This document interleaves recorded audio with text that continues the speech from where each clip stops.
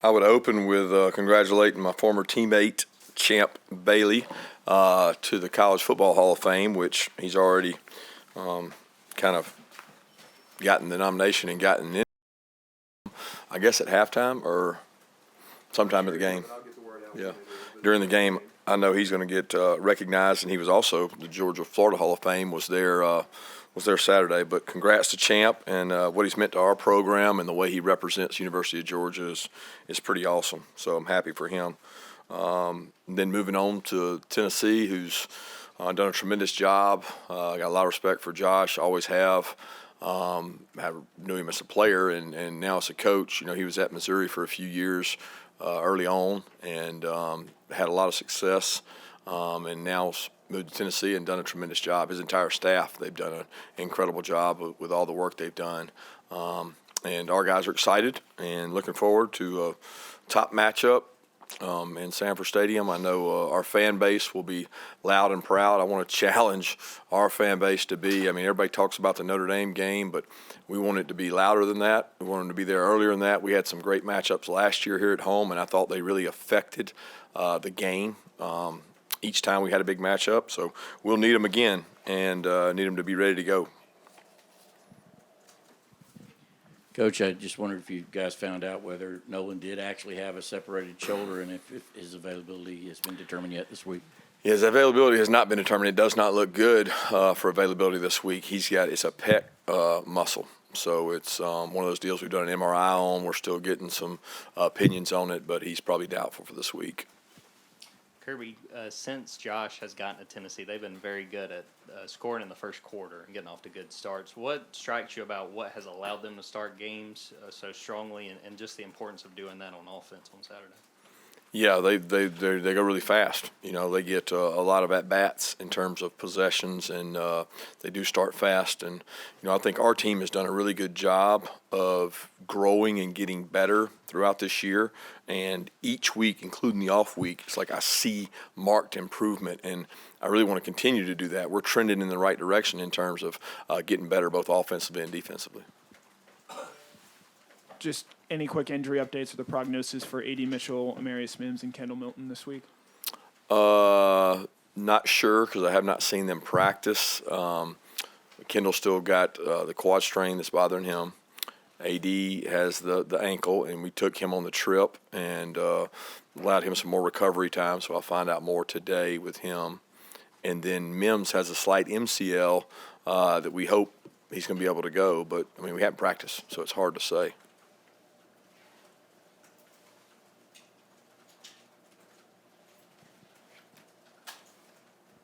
Coach, I know back when you guys would have to face a triple option every year, you kind of do stuff over the summer, maybe the bye week. Is this offense that different where you had to maybe do a little bit in the summer, do a little bit on the bye week to try and get ready because 1 week to do it's too much? Yeah, we worked on them in the offseason, but we work on a lot of opponents in the offseason. We worked on them in the bye week, but we worked on 2 or 3 opponents in the bye week. It is a challenge to get ready for because they'll be the first to tell you they don't watch all of your tape because they some of it they use, some of it they don't. They have some traditional formations and traditional plays, but a lot of theirs is very different. It's very unique, and they have a plan of attack based on how you're going to play them. It's not like they haven't seen. You're not going to trick them. You know, you're not going to show them something they hadn't seen. You got to do what you do better than what they do, and they're really good at what they do. Coach, obviously it was last year, but I'm curious.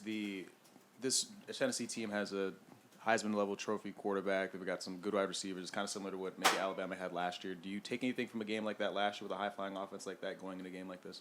No comparison in terms of the offenses. They're just completely different. Coach, I believe Jalen got, 20 snaps the other day. I know most of them were on third down, had some on first leg. How did he look to you? How did he come out feeling after the game, and kind of what was your take on him? He played probably better than I expected. You know, when y'all asked me after the game, I didn't really know. I didn't know how much effect he had. He was in on run. He was in on pass. He executed well.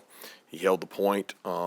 He didn't feel like it bothered him. You know, so it's really about stamina and him being able to hold up in condition. And it's one thing he's been doing a lot of lately is conditioning when he hadn't been practicing. So we hope to have him in great shape, and hopefully he's able to go and be full speed. Kirby, how did Chaz Chambliss look when you reviewed film, and were some of the other guys that might have picked up some snaps with Nolan out? Well, Robert played he played a little more number of snaps once Nolan was injured. Chaz did a nice job coming in. It was great to get him back. Didn't know that he would have to play that much in that role. His hamstring's still been bothering him. It bothered him a little bit the other night after the game. So it's one of those that we're going to see how he does today and see how he moves around. Looking to get Marvin, MJ, all those guys going. So nobody really played more because it was just Chaz and Robert really. Coach, what's one of the biggest lessons that you've learned from Coach Dooley that you still carry with you in leading this program? You know, probably the way he carries himself, such a class man. Just the humility is the biggest thing. Kirby, Rodney Garner's been coaching in this league a long time, and this Tennessee defensive line's been really good, particularly against the run. What characteristics are you used to seeing with a line that Coach Garner has coached, and what do they do well at stopping the run? Toughness. You know, he's old school when it comes to striking people and playing with physical toughness.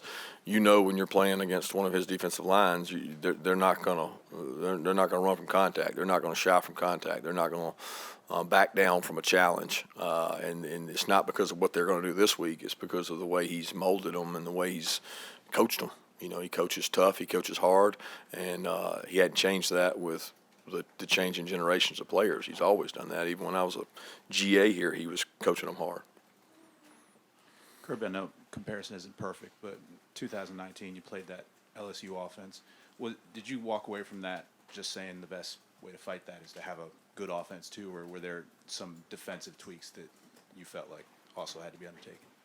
Well, going back to that game, you know, it was tough because they had 5, 6 something first rounders. When you throw Jamar Chase in there and all the guys, they had the quarterback, they had all these first rounders in there, and they were really talented, and they did a really good job executing. They did use some tempo. They didn't use it's not the same tree of coaching. You know, there were some things we learned from that have helped us in the future, and we've always kept them in our package of the 3 down, different looks they had. You know, we used 7 DBs in that game, used different looks, and you try to give them some confusion, but there's not a lot of similarities between the two offenses, if that's what you're asking. Yeah, obviously you work on conditioning every week, but with the way Tennessee's tempo is, how much of an extra emphasis do you have on that this week, knowing especially with the defensive side of the ball, you've got to be able to play multiple snaps and also shuttle in and out of the field quickly? Yeah, you can't. I mean, you can't get your players in shape in 1 week. If you're not in shape, then you did something wrong long before. So we've been building towards this week in terms of since week 1, the conditioning level of our players has been a concern every week for me. It's one of the major concerns is, are you in good enough shape? Because if you're not, you can't make it up in 1 week. So it's one of those things we work really hard on. I don't know how much other teams condition in the country, but we do a lot because I think it's really important. Unfortunately, we haven't had a lot of games where we had to play a lot of snaps. So that goes back to, if you're not playing them in the game, you better get it done during the week. And, we've worked hard at it. You're going to find out on Saturday if we're in shape or not. I can promise you that, because they're going to try to get a lot of snaps in. What makes Tennessee's 4 receivers so explosive? Is it the ability to create separation successfully, or is it any other aspect? Speed, space, scheme, talented arm. You know, you can have the best receivers in the world, and they get open all the time. If you don't have somebody that can get it to them, they got somebody that can protect them and get them to them. They do a good job of that. And again, that's the challenge for us this week. Yeah, Kirby, just from experience, when you have your defense facing an offense like this, like 2019 LSU or last year against Alabama, how do you see a defense kind of embrace that challenge when they're facing an offense that's so highly regarded and explosive in terms of the points they put on the board? I don't know what you mean. How you see them embrace it? You see it in meetings? Yeah. Kind of embrace the challenge of facing an offense that's so explosive. Yes. I see them embrace the challenge every week.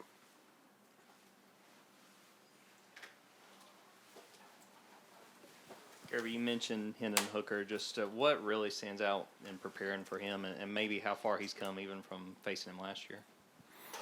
Just another year experienced in the offense. You know, he's one step ahead of where he was. To think of the reps and the games he's played since the games last year. He's He's just as elusive. He's got just probably the same arm talent. Those two don't improve. It's his decision making and his processing, and the guys around him are playing better too. I mean, they're playing much better across the offensive line. They're running the ball. They got explosive playmakers that are playing better. So they've improved around him, and he's improved. Coach, I think you said, and Stetson definitely said, it wasn't his best game Saturday against Tennessee. How do you, looking back on it, how do you think he performed on Saturday, and how do you feel like he's ready for this challenge on Saturday? He'll get ready this week, and he did some really good things in the game, some elite things he did in the game. And he had some decisions that you wish he'd take back. And I don't know many quarterbacks that play games that you can't say that about. You're just trying to wipe those away, because in the game of college football, including Tennessee and every team in the country, they put a ton on the quarterback to make decisions, and we do the same with Stetson. So, he's not always going to make the right decision. We just got to make the right one more times. Kirby, what are some of the big factors that go into making the call on fourth down, whether to go for it, especially when it's not the most favorable distance sometimes? Just, tape study. How have they played those situations? How have we played those situations? What is our plan for those situations? What are our plays? What's the time in the half? What's the score? What's the momentum? What's our red zone defense? What's their red zone offense like? I mean, there's a lot that goes into it, and ultimately you got to make a decision and affect whatever happens afterwards and roll on. We're next play mentality. If we hadn't gotten it, then we'd have to go out there and stop them. With this being only the third time in SEC football history that the top two teams from the AP poll have played against each other in the regular season, is this just another conference game, or do you prepare for this any differently way? No, I don't. We don't prepare for it any differently based on rankings, if that's what you're asking. The rankings, I don't even know the rankings were what they were. I mean, it's a big game, right? There's nothing about a number being in front of it. It would be a big game regardless, because both teams are in the East.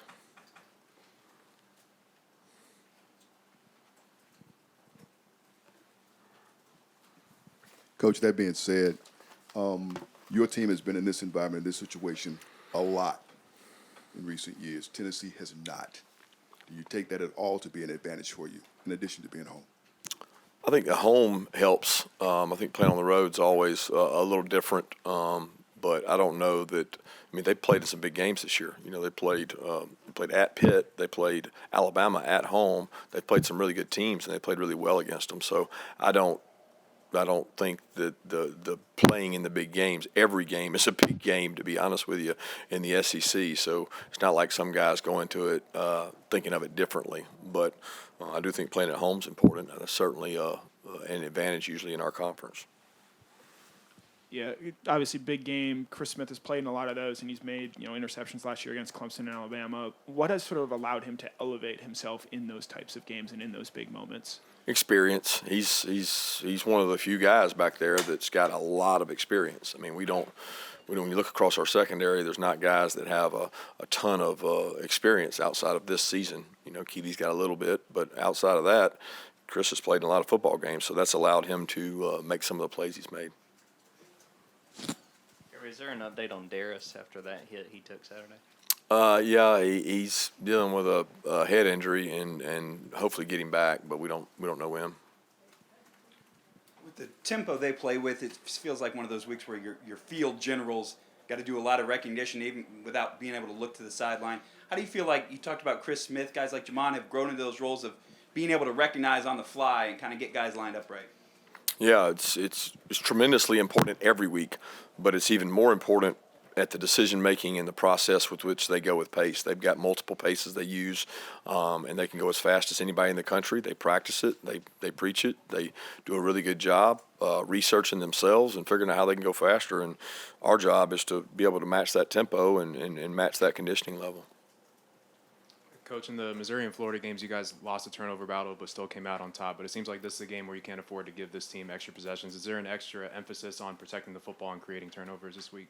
Yeah, it's incredibly important. I don't know that there's an extra emphasis, because I would never say that we emphasize it one week more than another. You can't not emphasize turnovers, right? Like, that's the emphasis. That's what we start every practice with. That's what we hang our hat on. That's what we protect our our program with is the ball.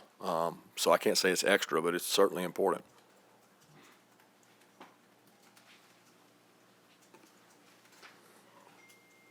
Any other questions? Raise your hand. Coach, I asked you about Don Blaylock too. Did he get banged up on that? Yeah, his back had a lower back spasm, but I think he's going to be fine. I think he should be able to go today. He didn't play anymore after that when he landed on that fade ball, the interception. Kirby, how do you feel about your secondary given the unique challenges that this offense presents? Excited to see them go compete. I think they've gotten better each and every week. Grown some depth in the secondary, playing some other guys. I'm looking forward to the opportunity. I mean, they're going. One thing's for sure, they're going to get the cover. They're going to find out because there's no hiding anybody when you play these guys. Got time for two more questions? Anybody?